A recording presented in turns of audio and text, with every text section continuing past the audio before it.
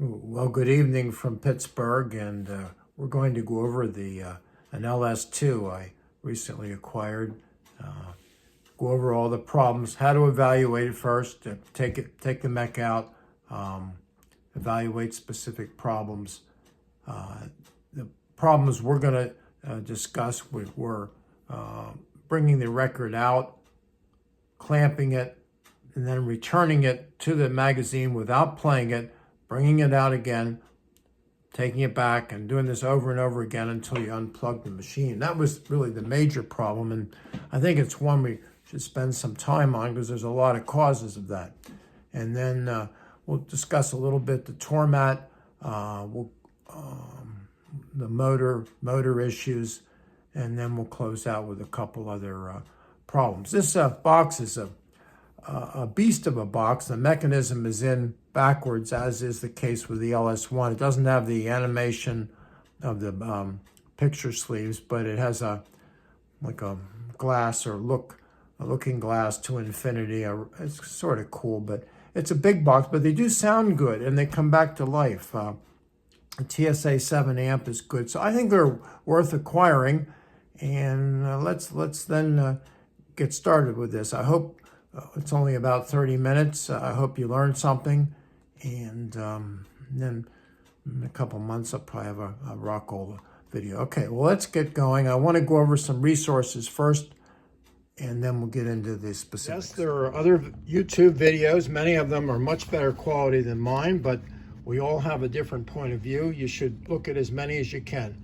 Facebook groups, join the jukebox/repair or jukebox repair group, or another group that would interest you. You have to join, but then post your problem and you're going to get a lot of good opinions. Obviously get an LS1 manual. The LS2 did not have a formal manual. It had an update to the LS1 manual. So the LS1 manual will be fine. The SS160 troubleshooting guide was the last troubleshooting guide published by Seeburg. I would try to get that. That helped me wade through the issues with this box, I got to tell you. Flippers.com, we've mentioned, go on their website. They have some drop-down information on Seeburg repair, amplifier repair, invaluable.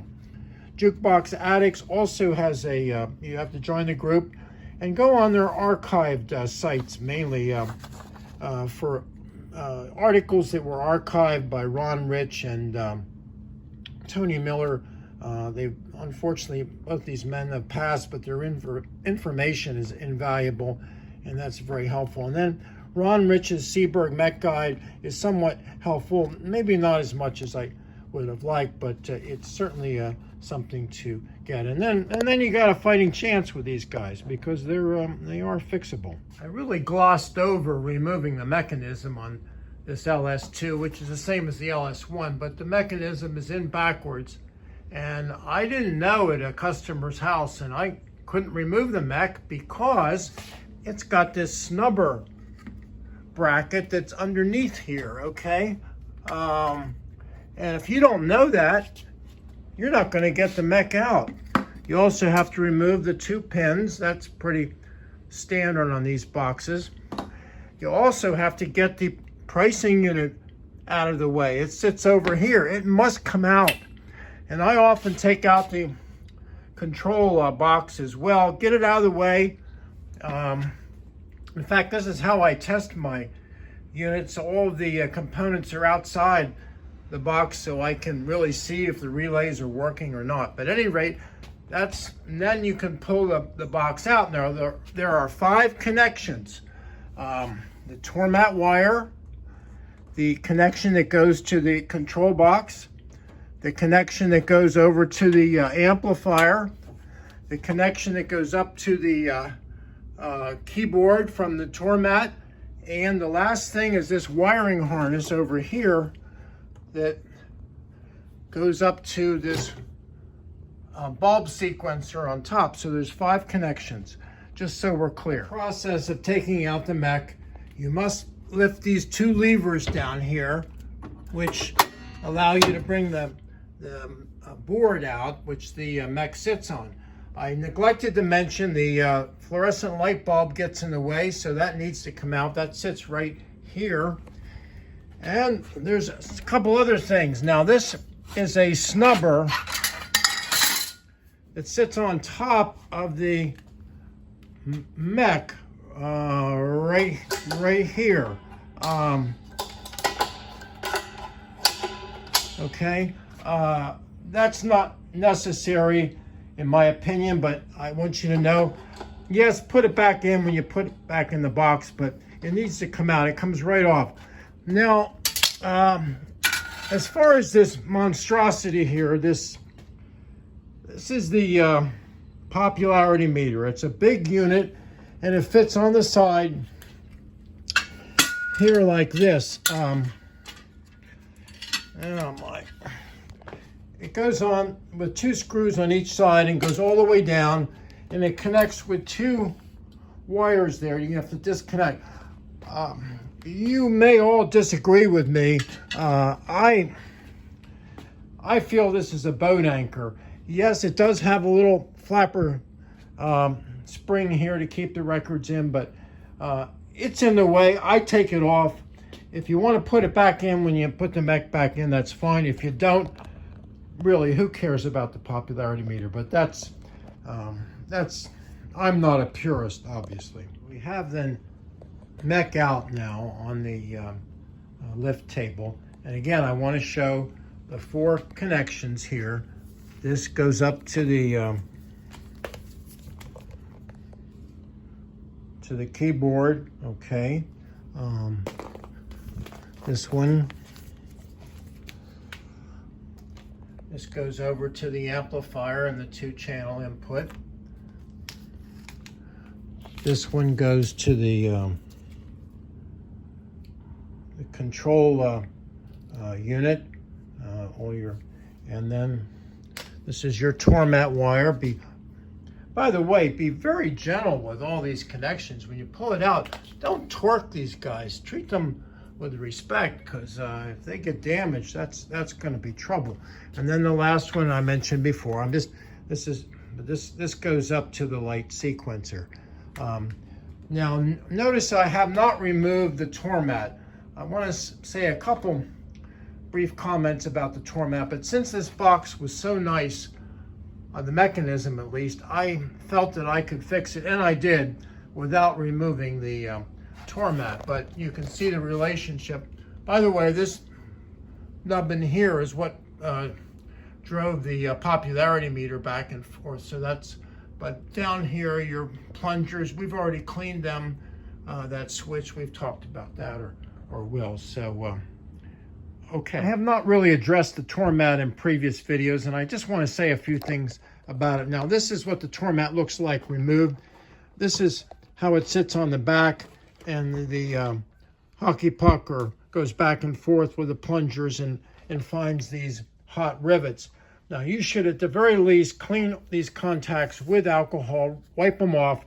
Do not sand them or use abrasives. They have like a silver finish on them. Do not do that. Simply clean them. Now, as far as the electronics, you have the Tormat plug coming out, which goes over to the control box, and that's your trigger, your right-in trigger. Between the case of it and the hot lead, it should read about 2 to 3 ohms. I would check that to be sure it isn't shorted. It's so easy to do, but there's not much difference. Now, this is the plug that goes up to the keyboard. Now, inside the Tormat, and by the way, never open it up. There's no need to. But there is a 190 ohm resistor inside, and you can measure that resistor by taking your multimeter and connecting it to either the pin 33 or 29, I believe, those two, and then any of these 20 over here, because they're all the letter numbers. And between the letter number and ground was that resistor. So you should get a reading of about 180 ohms for all those 20 connections there. Now, these are the letter ones here. I'm sorry, the number ones, and you're not going to get any valuable information there, but at least do that. Check to be sure that resistor is good by putting your negative lead here on one of those two, and then the positive lead on any of these 20. And then that's really all you have to do for the Tormat. That's all I want to say. So we get the mech out, and we oil it down the wells of the motor there, both of them. We lubricate everything else. We've cleaned all the stack switches here, the reverse switch there. Very important to clean this readout switch on the back that goes click, click, click as it hits each rivet. That's important. There's 2 nuts there, and then there's one more contact on the back here, which debits when it goes back and forth twice. It has to make and shuts the motor off. Now, so we put this guy in, plugged it in, and you plug it into the 2 thick wires there, the yellow and the white, and you just put it over to 120 volts. And I plugged it in and nothing happened. And I went and I tried to get it jump started there by turning the spindle. Nothing happened. So this was a case where the motor run capacitor was bad. So this is my homemade job here. There are 3 wires. You just have to trace them. It's 1.65, 0.65, and they get connected, and we got ourselves a fix here. The motor now runs fine, and so that was it. That I did not remove the record rack or the Tormat on this mechanism because it was quite clean, and when I had manually moved the motor over to the extreme right here on the A1, really the clutch looked good. I lubricated everything. I manually flipped the trip switch and lever, and it everything looked good. So we're gonna now plug this in, since I know my motor works, and I'll just show you what we do to screen the mech, and if it passes all the screens, then we're done and we go to the other components. Here it's scanning back and forth and it's smooth, there's no noise. Now I put 10 records in the middle there, and we're going to stop it on each side to be sure it brings it out, since we don't have a selector, but we're going to go right now. And it brought out a record, it toggled over. That's great. Of course, we don't have a reject, we don't have any mute, we're going to have to manually reject it, but being careful not to hit that pin. But this is a very healthy mech, and it goes. Now we're going to do it the other way now and see if it picks up coming back, and it does, and it shifts over. So really, I'm very impressed with this. Looks like it's going to be a good machine, and we'll go on now to the control box. Now, basically, we have now eliminated all mechanical causes of bringing the record out and back, and or rejecting it immediately, because you can see it's not doing that. All the components are working as they should. So now I'm going to spend some time on the major issue with this box, and that was you'd make a selection, it would stop at the correct location, it would bring the record out, clamp it, and then return it back to the magazine without playing it. And then it would bring it out again, return it back and forth until you had to shut the machine off. So that problem was electrical. We've already ruled out the mechanical causes. I'm going to now go to the troubleshooting guide and go over some of the possible causes that were in the troubleshooting guide, which was very helpful to me. And then we'll talk about the select trip, or the machine is scanning and trips the trip solenoid to bring a record out. And also we'll then talk about the trip off time when the record is going back. That's the other time the trip solenoid has to work and bring that trip lever up and start the mech back to the magazine. And that's a whole different differential there. So we're going to start with problems, electrical problems with the scan or trip off trip solenoid action, and why did the trip solenoid not shut off. So here we go.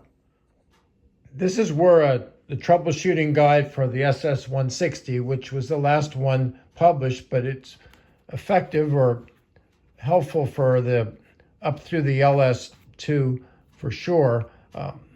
This is where I go to for help with these problems. So we will look here, and it says carriage transfers a record in and out of without playing it or scanning, which is what we had. They say the mechanism. Well, we see if a clutch worm binds, bind and trip mechanism, safety lever. We checked all those. That was okay. So our problem was electrical. We felt a buzz when you flipped the trip lever up, you would and kept your finger on it, and it went back into the rack. You would feel a buzz, and it would bring it back out. That's electrical. So it was not this problem. So we go to the next possibilities here, okay? And that is, here it is. If the SCS 3100 is defective, records repeat. That's what we were having, okay? That is your trip switch. It's in the control center, and it is NTE 5404 is a replacement, or I used also 2N5061. I thought for sure that was going to be our problem, and I'll show you later in the schematic why. But it also could be the 3M11 contacts. That's on the cam. That's that big cam switch on the front. Failed to open before the 3M contacts on the cam switch close.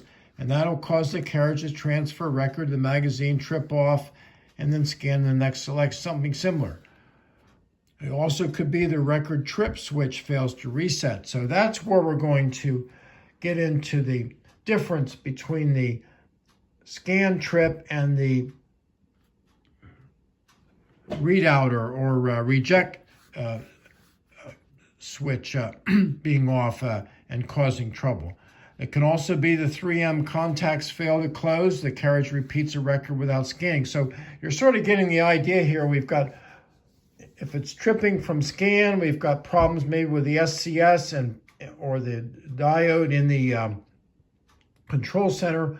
And if it's trip off problem, it could be a shorted reject switch, or either on the tone arm or on the back door, or on the service switch has a reject switch. That could be, or over in the mute relay on the amp is a reject switch. There could be a problem there. So all these things have to be evaluated in a systemic or thorough way. So I started with the selection control and the SCS switch. I thought for sure that was going to be my problem. So our trip solenoid, if it trips from scan, here is the circuit, and it involves the signal coming in from the toroids through the silicone controlled switch. That basically grounds this switch so that the trip relay can then be grounded. It completes a circuit and the contacts closed. Now, the IE12 contact closes and goes over through 2M1, so you want to look at that. That's on the clutch stack, and that basically fires the trip solenoid, which is fine. But there's also another circuit here. It's called the trip relay hold circuit, which goes through IE1, and that goes through this 3M1 contact, which unfortunately, I didn't really pay a lot of attention to initially, except cleaning it. But I gotta say, I'm a little bit annoyed because this is a rest position diagram. Well, at rest, this is clamped. This is on the cam switch tower in the front there, and it's the bottom one, and it's smashed up against a lever. It's closed as closed can be, and so it fooled me, okay? And that's why this took me days to find. But at any rate, this has to be checked too. Ultimately, this was the problem. There was an issue with that contact, but man, it took me 3 days to get to it because I was so sure the trouble was going to be in here. But this is what you have to evaluate. The silicon controlled switch, you should really evaluate the diode.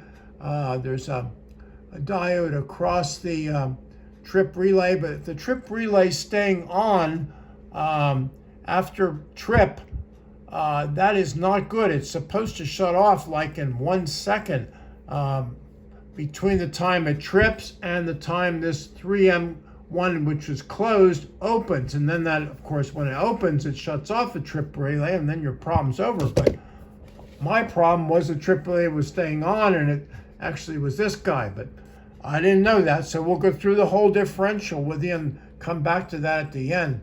I'm going to show you now quickly a view of the trip relay in the control center, what it should do when it picks up a record, and it should shut off in 1 second. It was not in my case, it stayed on, but I want to show you what's normal. Here's the inside of the control center, and here's the trip relay. Watch when it trips. See, it's only about 1 second, and that's normal. So a trip relay that remains actuated is bad news. That keeps the trip solenoid on the mech activated, and it keeps bringing the trip lever up, and the record keeps coming back and forth, back and forth. I did not identify that 3M1 contact initially, so I went to look for trip off problems, which is the end of record or during the record play, the trip off switches can do the same thing. They activate the trip solenoid just like the trip relay does on the trip off, trip from scan. Here's the ways the trip solenoid gets activated from the trip off. And of course there's the, right here, this is your end of record trip switch. You've got to check that. There's a way to check it. You put the record on and put it in a couple grooves, and then shut the machine off, and then check continuity across it. It should be, of course, open, and it should only close when the record is ended. So if it's closed or looks like it's shorted, then that's bad. There's also the cam switch is closed in scan. That's 3M11. There's also 3M12. We've talked about that. 3M11 has to open before 3M12 closes, or you're going to get a reject. The relationship of those two. And I'm going to say it now. 3M1 also is closed, and that has to open as well before 3M12 closes. They're all on that same stack. And that wasn't the problem. That was the problem with mine. 3M1 was lagging. It didn't open in time before 3M12 closed, and that was my whole problem. But still, I want you to go through the process here. You got to look at the trip off switch. You've got to look at these switches here. This is 2M1, 3M12, and then also over in the amplifier. One of the mute relay switches, the middle one, can cause trouble if it stays actuated. The mute relay contacts are really close.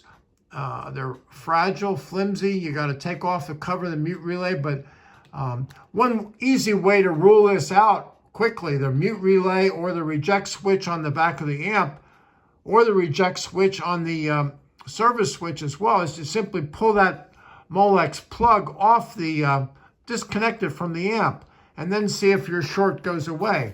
That's real easy, and that'll, if your short goes away when you take off that 6-prong Molex to the amp while you're playing a record, well then yeah, your problem is here. But when I took that 6-pin Molex off the amp, my problem didn't go away. So I was able to rule out all of these guys pretty quickly by that simple maneuver. That's a good tip. I would definitely consider that. Take the amp Molex off quickly and rule out a lot of stuff So then I knew my problem was back over on the mech, and it wasn't in the SC silicon. Give me the control unit. So we went back to look at the mech more carefully, and that's what I'm going to show you here now. Well, I think I found my fix for the trip relay remaining on and causing the records to reject as soon as they came out. And the problem was this 3M1 contact here, and 3M11 and 3M12 are the part of the trip solenoid and relay circuit. And this one must open, 3M1 must open, and 3M11 must open before 3M12 closes. Now they tell you about 3M11, but they don't tell you about 3M1, and it's hard to know because this is clamped down pretty under pretty good pressure at rest, and it's misleading. I'll show you in the manual, they show this contact is open at rest, and believe me, this fooled me for a long time. But when I adjusted this contact down a little bit so that as this cam lever released it, it opened a little bit sooner before this guy closed right there, because they're both, if this is still closed when that 3M12 closes, well, you're going to just start the trip solenoid all over again. So at any rate, I got a fix and I'm thrilled. It took a while. This is just a follow-up from the manual. Again, that 3M1 contact in the rest position is clamped down by that lever. So this is sort of misleading. Again, I'm trying to justify why I was so foolish on this. It took me so long. But this is normally closed, clamped down. This has to open, and 3M11 has to have to open before 3M12 closes as the record is coming out. And you know, again, 3M1, okay, it's open and play, true. It's closed in scan, but it's also closed in part of transfer. And then when it opens, that opens up the holding circuit to the trip relay, and that's important. So, all right, enough said. We got our fix. Let's move on to a couple other issues I had with this box, and then we'll close up. One last thing, and it's a sort of an aside since these motors are right in front of me. A customer called in with a slow motor speed every time they fired up the jukebox with the first record. Subsequent records, the speed was normal. And this was in an auto speed box like an LPC, discotheque, or stereo showcase, where the motor has to rev up to 45 RPMs when it hits the turntable. And that's a time of stress for the motor, and that's when you might see them slow down. I gotta tell you, these guys, these Bodine motors have been bulletproof as far as I'm concerned, and all I do is usually oil them. But I think going forward, I am going to take them apart. It's easy to do. You just clean them out with some contact or solvent and oil them. Be sure all the shims or the washers are back in place, and then put them back in. Now, before you put them back in, this is one thing. I certainly would check the continuity of both the armatures, and you do that. The green and yellow are usually read around 248 ohms, and the red and blue around 100 ohms. Just check it, and then you can put this back in. I sometimes replace this, and there's a rubber piece that goes on the bottom. I often replace so you don't get much vibration, but I'm just adding that on as another tip. Slow motor speed at the beginning of play is often the motor, especially if you've already replaced the motor run capacitor and then the auto speed unit's been serviced. So now we're about done with this box, and a last tip, as you notice here, as I'm servicing this and troubleshooting, I bring the bad boys out front where I can see any relays, especially this is the solid state control center and your pricing unit over here, you want to be sure the subtract solenoid's working. And over here in particular, we mentioned the trip relay. I also had a problem with we pushed in 2 buttons, and we heard the subtract solenoid kick in, but nothing happened. The motor never started. And it turned out to be the service switch. Contact 3 and 7 in the service switch. Go to the plug and check continuity of that, because that was what the problem is. Another problem that came up, we punched in 2 numbers and it started to scan, and it scanned back and forth twice and didn't pick up a record. Well, geez, we had already serviced all the components in here that deal with that. And what was it? Well, it's a dirty contact on the, I reseated the Tormat plug, and away we go. So never forget to reseat contacts, plugs, very important. These guys are fixable. Okay, that's about the end of the story for this LS2. I hope you got something out of this. I sure hope you can use some of this to fix your boxes. I mean, that's what we're trying to do. The next video will likely be on a Rockola, because I'm accumulating some Rockola problems I need to pass on, the ones that maybe we haven't discussed before. So, all right, best of luck with your endeavors, and until next time, keep trying. I mean, persistence pays. Thanks.